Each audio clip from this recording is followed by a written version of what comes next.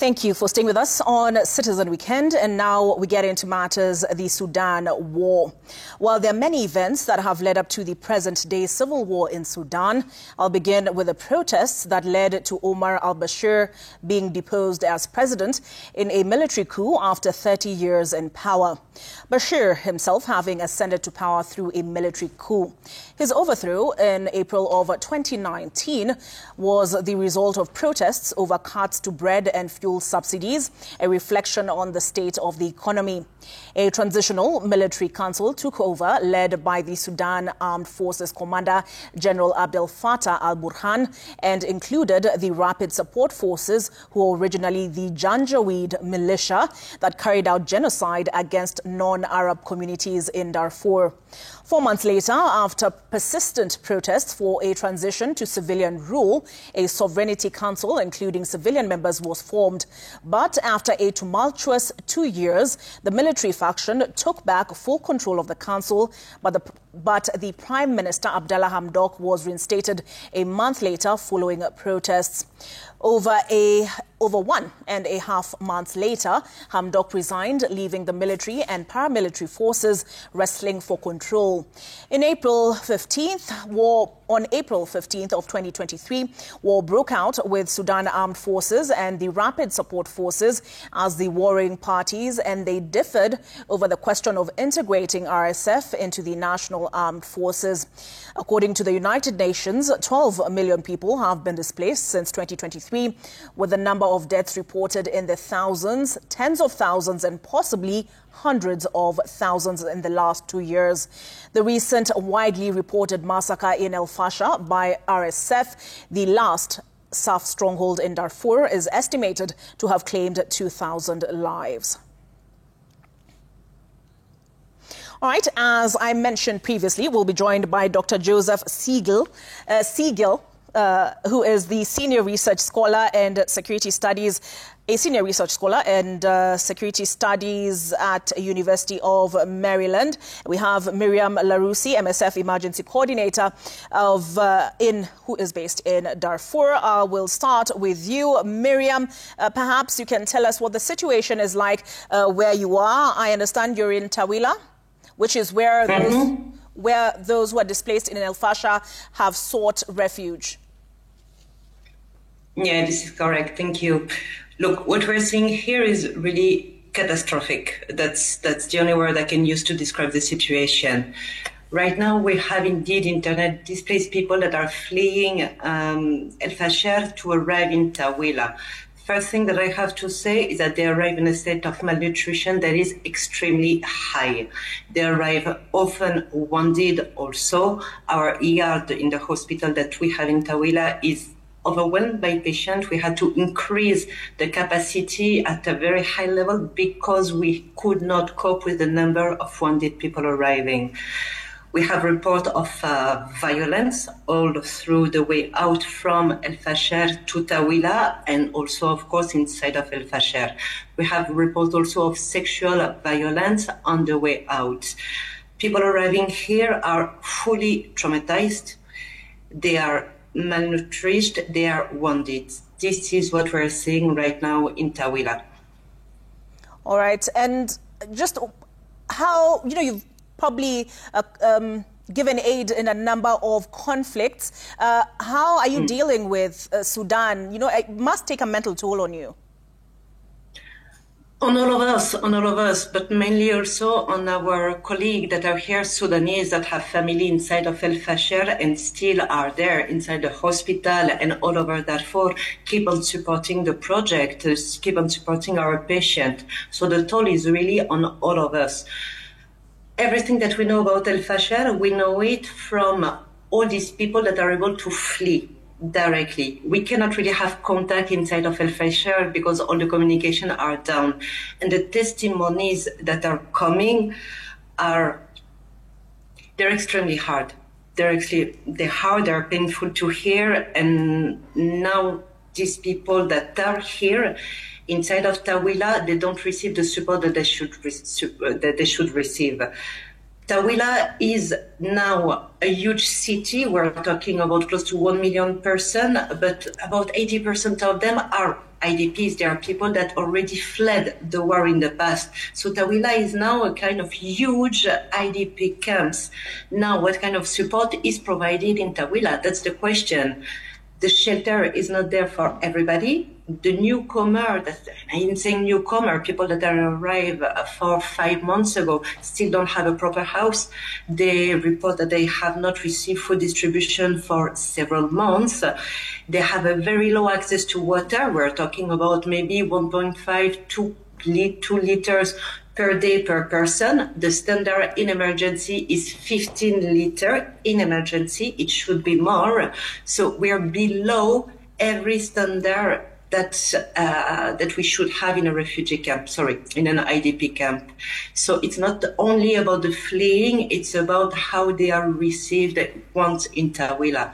And that's very worrying because the response in terms of humanitarian response there is not there. It's not at the level because this crisis is underfunded since the very beginning of the crisis, since the beginning of the war. So no, the organization here do not have the capacity to respond to what we have now and not to respond to what is coming from al-Bashir, knowing that in al-Bashir the population estimation is about 200, 250 people living inside of al-Bashir. Nobody knows for sure. For now, we have received only about 10,000 persons. So the question is also, where are these people? Why can't they flee? Is it that insecure? So at this point, we're extremely worried about the situation inside of al-Bashir. We know that there is a long history of killing that are also ethnically based, but also fully indiscriminate. So not seeing this population able to flee is, yes, a source of worry for us. All right. I'll bring you in, Dr. Siegel, at this point, Senior Research Scholar for International and Security Studies, University of Maryland. Dr. Siegel, there's something that Miriam has said, which, echoes the term forgotten war. She says this is an underfunded crisis. We saw shocking images, video, satellite imagery coming out of al-Bashir. Has the international community, in your view, reacted as one would expect when faced with genocide? Well, clearly, given the level of violence that we've seen and the fact that it continues, the international community has not responded as effectively as it should. And over the past week, of course, as the images out of al-Bashir have arisen, we've seen more international tension than we've had over the course of the whole conflict. Nonetheless, we've been seeing ethnically based killings. We've been seeing indiscriminate violence, massacres, looting, rapes, as Miriam is describing, in other parts of Darfur and other parts of Sudan. And still, there hasn't been the level of international attention and pressure that's needed. All right. And, why is that, in your view? Well, I think there's several reasons. I think first is, there are many other international crises that have been happening simultaneous to the crisis in Sudan. We have what's happening in Gaza, in Ukraine, their situation in Sahel, Somalia, DRC. So there's a distraction of attention. But I would argue, too, that, for many in the international community, what's happening in Sudan is seen as a regional problem, not an international threat. It's not threatening broader international security. And so it hasn't received the prioritization that some of these other conflicts have seen. All right, and we'll get more into that. I'm very curious in terms of those, there's some who have also described it as a proxy war. So does that have something to do why this war has been allowed to go on for as long as it has? But I'll come back to you, Miriam. What's it like operating in an environment where globally we've seen cuts in aid, donor funding? How has that impacted the work you're able to do and the assistance you're able to give? Right now, when it comes to Doctors Without Borders, we're really stretching our capacity to a maximum. And that's what we have been doing all over these 2 years. We're really reaching a point where we might not be able to stretch that much. And we needed all these other organizations to be able to scale up their activities in order to support each other. We can work on malnutrition, and we will always do that. But at some point, if food is being distributed, malnutrition will decrease. Talking about the outbreaks, we're just slowly coming out a cholera outbreak. This outbreak was huge. Then, if we have a sanitation inside of the camp, latrines, access to water, etc., this outbreak could have been smaller. Right now, we're facing measles outbreak again. This can be prevented with vaccination. But again, you need resources to implement all that. So Doctor Without Border will always be there. We want to be in Sudan. We're strong in Sudan, but we need the whole system to better function if we want to support the population. All right. And, you know, we've seen especially, you know, some shocking images that came out of Al-Bashir was 460, I read, killed in a hospital, a maternity hospital, as I understand it. You know, as people who are giving medical assistance, are you concerned also about drone strikes? What is the situation in Darfur? Well, there I would like to open the situation. Darfur is one part of Sudan. It's not all of it. All over Sudan, there have been drone strikes, there has been attacks against hospital and health facility. So that's something that really worries us, of course, and we've been calling for the respect of the medical mission since day one in this war. And we keep on calling for that. The medical mission, the humanitarian, but also more generally, the protection of the civilian. And right now, I'm not talking only about Darfur, all over Sudan, this is something that is not happening. All right. And we've seen a lot of political statements come out of RSF, for instance, saying, you know, they've opened up humanitarian corridors. Is that what is happening? We're not yet able to access al-Bashir. This is the reality when it comes to Doctor Without Border or any other organization, but we know that negotiations are ongoing, and we're hopeful that at some point we'll be able to get there. All right. Dr. Siegel, who are the international players who are fueling this conflict? Because they must get their arms from somewhere. No, I think that's a very central point to this conflict, and it's one of the reasons that it has gone along as long as it has, and that it's been as vicious and sustained as it has been. This is now a regional conflict.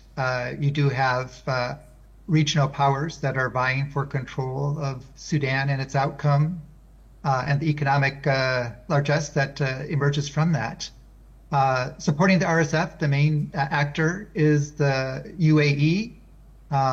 It has been sponsoring General Delgado, known as Hemeti, from the beginning of this process, and it's linked to arms supplies from Chad and Libya and Central African Republic, sponsoring the Sudan Armed Forces, namely has been Saudi Arabia, Egypt, Turkey, and Qatar.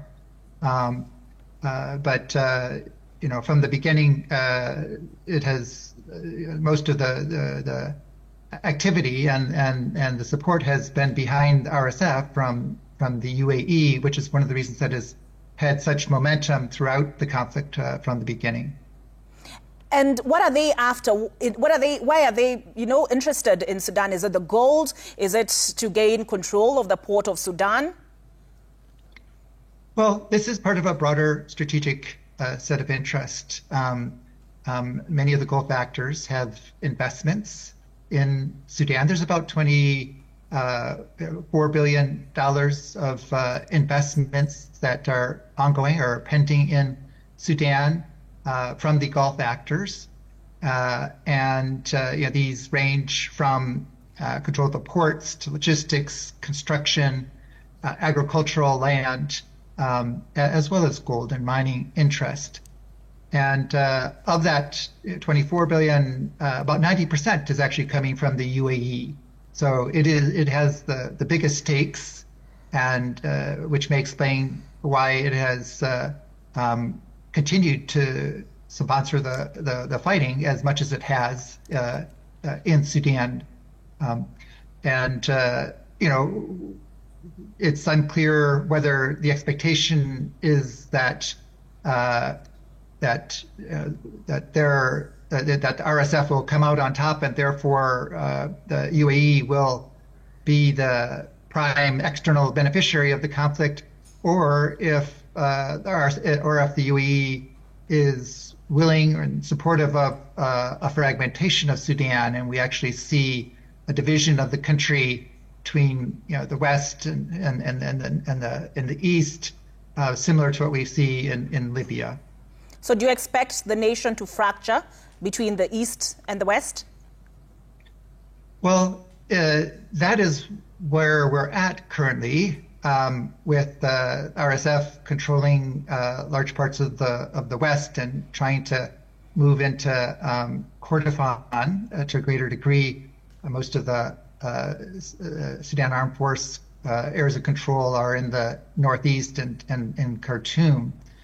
And the worry by many international observers is that these lines become a de facto partition of the country, and that would work against Sudan's sovereignty, Sudan national interest, and citizen interest.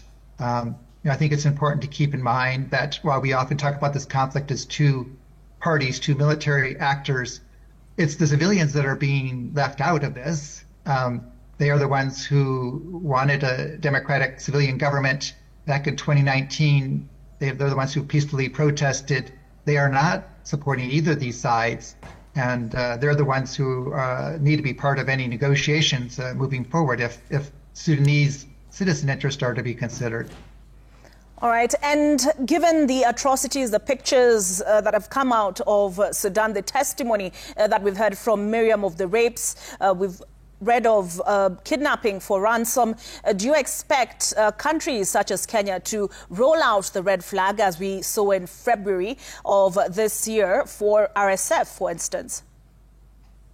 I think it becomes increasingly difficult for countries to get behind the RSF.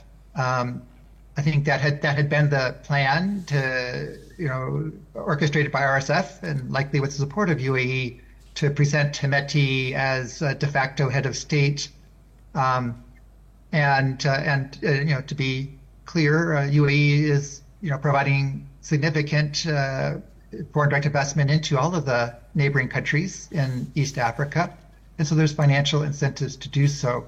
However, given that Hemeti now has been linked to genocide both in the 2000s and now, his stature as a potential head of state, I think, really has to be off the table.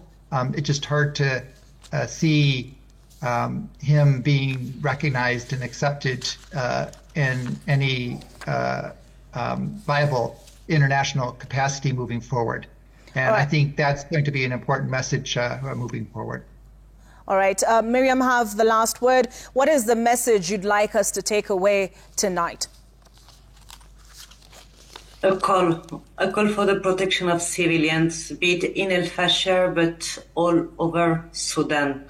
An increase, really, of the response capacity of humanitarian actors already now. We're talking about a massive crisis. We're talking about very big numbers, but behind each of these numbers, we have a person, we have a patient who could have a future here. All right. Thank you for enlightening us this evening on the Sudan war. That was Miriam Larousi, who is the MSF Emergency Coordinator Darfur, and we're also joined from Washington, D.C. by Dr. Joseph Siegel, who is a Senior Research Scholar, International and Security Studies, University of Maryland. We take a break, but Citizen Weekend continues on the other side.